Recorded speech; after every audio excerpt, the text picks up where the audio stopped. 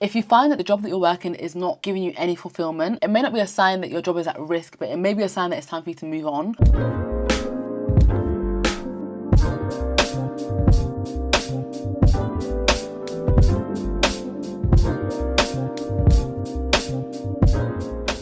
Hey people, we're back with another episode on the redundancy series, and today I'm going to be talking about things you should look out for in case redundancy is coming your way. Now, I really hope this is not your story. I really hope you don't ever have to keep an eye out for this, but it's good to be mindful and well prepared if possible. These are things that were happening for me before I got made redundant that should have had me raising eyebrows, but I was too comfortable in my position. So number one, if your workload isn't busy or it reduces significantly. Listen, if you know that you're at work and you don't have a lot of work to do, for whatever reason, let's say if you started out working and it was really busy, everything's, all things are on the ground running, you're doing X, Y, Z, you're busy, and then suddenly everything stops.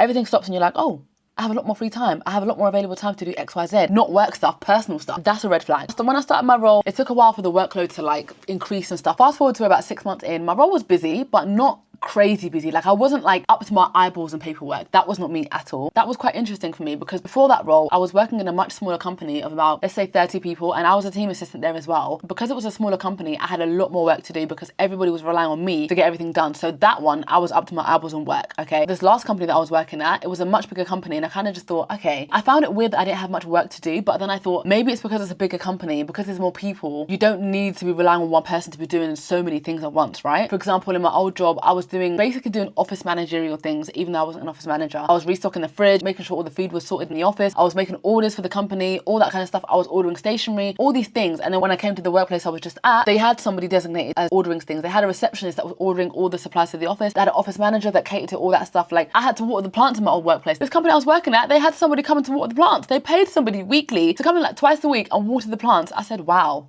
They had a cleaner to load the dishwasher. I had to load the dishwasher in my other company. There were things that I had to do that were not really in my job description, but because no one else could do it, I was basically doing everything. So my role started out hybrid. I'd be in the office 3 days a week and then at home twice a week. And then in, I believe it was January or February, these guys came and said, yeah, we're doing 5 days in the office. I said, huh? I can't lie, guys. That was the worst news I'd ever received. I just thought, why are you doing this to me? Why are you transitioning to 5 days a week when you don't need me in the office 5 days a week? It was just ridiculous. It was at that point that I realized that my workload is honestly non-existent because at home, listen, at home, I was doing my laundry. I'm not gonna lie, I'm not afraid to say it. I was doing things in my spare time. Obviously, I still had access to my work on my laptop. Emails came in, I'm doing it. The work that I had, I was very efficient, I was doing it. If I had spare time, if I had an hour that I wasn't doing much, I'd do my laundry, put it in the washing machine, hang it out to dry, cook dinner, prepare food, all that stuff, meal prep. When I moved into the office 5 days a week, I couldn't do that. So the time that I was using to do my laundry, the time that I was using to meal prep, I couldn't do that in the office. I was at my desk. So I realized, wow, okay, I actually don't have that much on, at all. Have you ever had moments at work, yeah, where you have a colleague that comes up to you guys are doing a similar job, right? And they come up to you and they're like, oh my gosh, it's so busy. Oh my gosh, I can't believe how much they want us to do.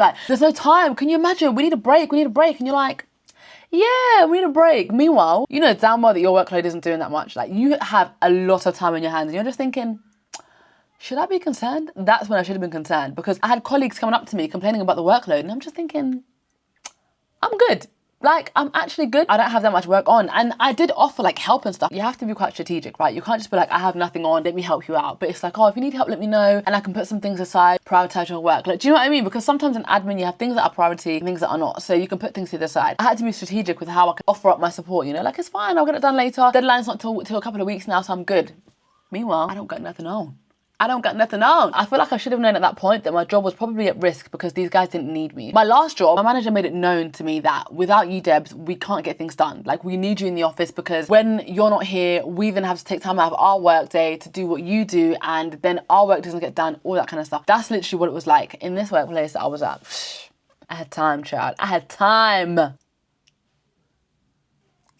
Between 6 to 8 months, I feel that's when the job should really become what it is. And at that time, I definitely still had a lot of time in my hands and I just kept putting it down to I was new. That should have been the time that I was looking and been yeah, this role may not be what it was cracked up to be. I'm not as busy and I actually don't like being idle. I don't like having nothing to do. I know that I have potential to get things done. I thrive being busy. If you know me, I'm always doing multiple things at once. Number two, if HR starts to meet up with people randomly out of the blue, guys, if you see HR meeting with a bunch of people regularly, it might not mean anything, but it also might mean something. Do you understand? Because why is HR meeting a bag of employees, all one-on-one meetings? What's going on? What's happening? Some of them had their managers in there. I should have known because when I had my meeting, my manager was in there. I even remember one of my friends saying to me, oh, don't you think HR is meeting with a few people? And I was like, No. And that's because I was minding my business. Honestly, I was not paying any attention. I wasn't paying no mind to who HR was meeting because it wasn't with me. Lo and behold, my meeting soon came, did it? Oh my God. This wouldn't have necessarily made me start looking, but it would have just made me aware that things are happening. Something is shifting in the workplace. I don't know what it is, and I should probably be a teeny bit concerned. If that's one of the signs, then obviously you have other ones to add up onto it to then make you think something's going on. If you start to hear conversations about job security, I mentioned this in my last video. If you hear managers talking about job security to yourself or anyone else, just listen, update your CV, okay? Update that CV. Don't be caught slipping. I don't even know what the timescale was from when my manager was talking about job security and then I got made redundant, but it wasn't long. If I could have had an extra month of looking for jobs while I was actually employed, that would have been really helpful because the job market is scarce. It's crazy out in these streets. It's ghetto in these streets. Oh, if you hear anything about job security, whether it's from a colleague or a manager or whatever, just update your CV and start to declutter that locker, okay? If you think about it, one already thinks that their job is secure, but now it's being mentioned. That causes room for concern, so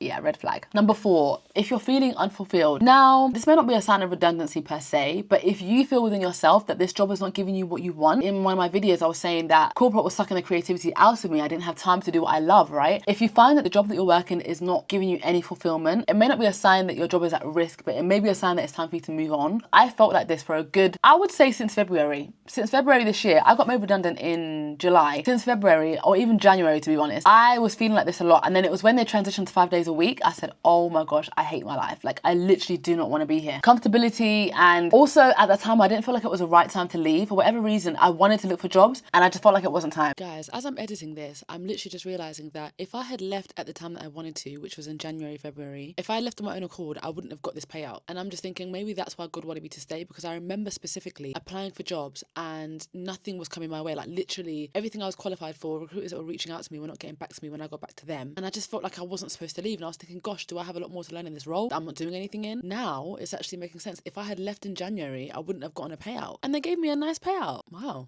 God is interesting. But later on down the line, I was feeling very unfulfilled. But at that time, I also felt like I'm comfortable. The job's paying me well for what I do. And I think that staying somewhere because you're comfortable and then staying somewhere because you're working on another business and maybe your salary is supporting that business, that's a different thing because you're actually working towards a goal to leave. You're not sitting there with nothing else in the background. Do you get what I'm saying? That's very different to staying somewhere because you're comfortable and you're worried about what may or may not come and all that kind of stuff. So if you're in a situation where you do feel unfulfilled, but you're actually grinding in the background on something else, that's different. And obviously stick it out until you're ready to leave. But if you find that the job you're working is all that you have, but you don't find any fulfillment from it at all, and you hate your job, you hate your life, that might be a sign to start working on something else or to be looking for something else that gives you more fulfillment. Number 5, if your job was created for you. Now, again, this may not be a sign of redundancy, but it's something to be mindful of, that your job could quickly be taken away. As quickly as that job was created for you, it can be taken away. My job was created for me. I didn't have anyone to look back to and say, oh, what was the job like? Why are you leaving? All that stuff. My job was created for me. They felt that there were people in the workplace that needed support, needed help. I think for jobs that are created, I think it's important to maybe have, I don't know, maybe have like a timeline of how long you want to stay. It may not be that some of you may be in jobs that was created for you and you've been in there for years. That's fine. I had a team assistant role. It wasn't anything special, anything crazy. I mean, people always need admin, but I think if I had gone into this role knowing that they may not need me at a point, I think I would have been better prepared for this redundancy situation. Like, I'm not gonna lie to you guys, this was the company I was planning to have maternity leave at. We weren't planning to have children anytime soon, but it was a time I was looking at the maternity pay, checking. HR was like updating the policy of trying to increase the pay that they're giving those that go on maternity pay. Like, I was like, okay, cool. If we plan to have children this year, I'll be on maternity from this time to this time. I